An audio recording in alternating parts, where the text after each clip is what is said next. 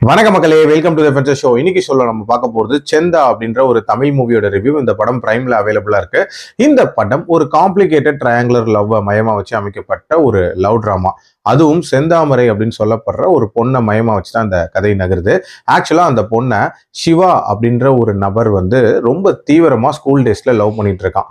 ஆக்சுவலா இவங்க ரெண்டு பேருக்கும் காமன் ஃப்ரெண்டு தான் சூர்யா. சூர்யா மேல ஆக்சுவலா செந்தாமரைக்கு ஒரு அட்ராக்ஷன் அப்படின்றது இருக்கும். ஆனா சூர்யாவோ சிவாவோட லவ்வுக்கு ஹெல்ப் பண்ணிட்டு இருக்கான். ஸோ இந்த ட்ரையாங்குலர் லவ்ல ஒரு கட்டத்துல சிவா தன்னோட லவ் எக்ஸ்பிரஸ் பண்றான். அப்போ அவ முடியவே முடியாதுன்றான். ஸோ இந்த ஒன் சைட் லவ் அப்படின்றது எவ்வளவு உக்கிரமா போகுது, இந்த லவ்ல ஃபர்தரா என்னென்ன பிரச்சனைகள் வருது அண்ட் டுவர்ட்ஸ் எண்ட் என்ன ஆகுது அப்படின்றது அந்த படத்தோட கதை. இந்த படத்தை பொறுத்த வரைக்கும் அந்த சைக்காட்டிக் ஒன் சைட் லவ் அப்படின்றத ஓரளவுக்கு நீட்டாவே காட்டியிருந்தாங்க. அதாவது ஒரு பொண்ணு மேல இன்ட்ரெஸ்ட் இருக்கு அப்படின்னா அதை தாராளமா வெளிப்படுத்தலாம். ஒருவேளை அந்த பொண்ணுக்கு நம்ம மேல இன்ட்ரெஸ்ட் இல்லைன்னா அப்படியே விலகி போயிடணும் அப்படின்றத தாண்டி ஒரு மாதிரி அந்த பொண்ணு மேலேயே அப்சஸ்டா இருக்கிறது அப்படின்றது எவ்வளவு டேஞ்சரஸான ஒரு விஷயம்.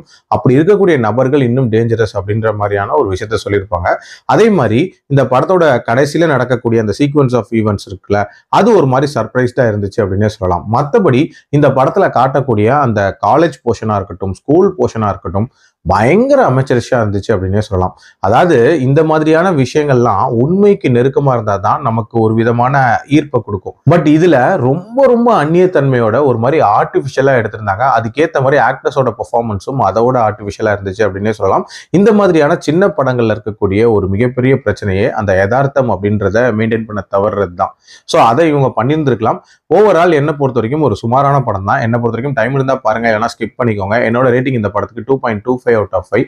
அடல் கண்டென்ட்லாம் இல்லை, பார்க்கறதும் பார்க்காதும் உங்க விருப்பம். மீண்டும் அடுத்த விமர்சனத்தில் சந்திக்கிறேன். நன்றி.